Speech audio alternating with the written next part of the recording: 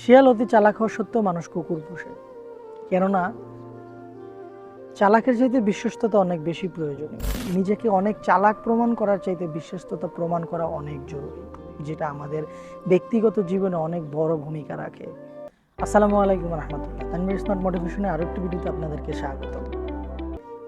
আপনি যদি কারো কাছে নিজেকে মূল্যায়ন বানাতে চান, মূল্যায়ন পেতে চান এবং তার মনে জায়গা করে নিতে চান, তো সর্বপ্রথম আপনি আগে বিশ্বস্ত হয়ে উঠুন।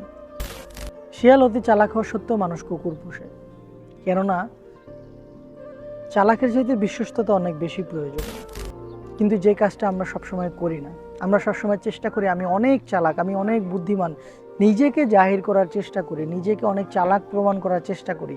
আমরা মানুষকে গায়ে পড়ে বুঝাতে চাই আমি অনেক চালাক, আমি অনেক কিছু জানি, আমি অনেক কিছু বুঝি। কিন্তু এই সত্যিকার অর্থে এটার কোনো প্রয়োজন নেই। আপনি সৎ থাকুন, সৎভাবে কাজ করুন, সৎভাবে চেষ্টা করুন, সত্যের পথে থাকুন, তাহলে অবশ্যই আপনি একটা মানুষের কাছে বিশ্বস্ত হতে পারবেন।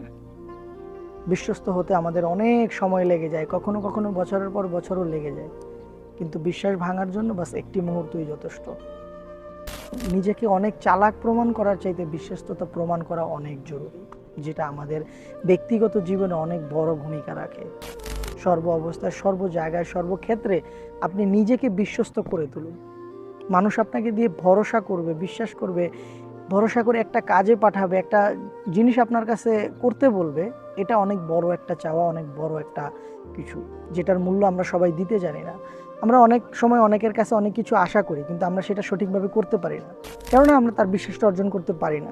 যখন আমরা একটা মানুষের বিশ্বাস অর্জন করতে পারি, তখনই তারা আমাদের আপন কেউ হয়ে।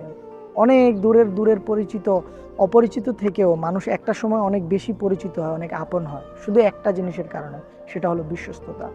তাই নিজেকে চালাক প্রমাণ করার চাইতে নিজেকে বিশ্বস্ততা প্রমাণ করুন, যেটা আপনার জীবনে অনেক দূর এগিয়ে নিয়ে যাবে। তো এই ধরনের ভিডিও পেতে অবশ্যই আমাদের সাথে থাকবেন। দেখা হবে পরবর্তী অন্য কোনো ভিডিওতে। নিজেদের খেয়াল রাখবেন। আল্লাহ হাফিজ।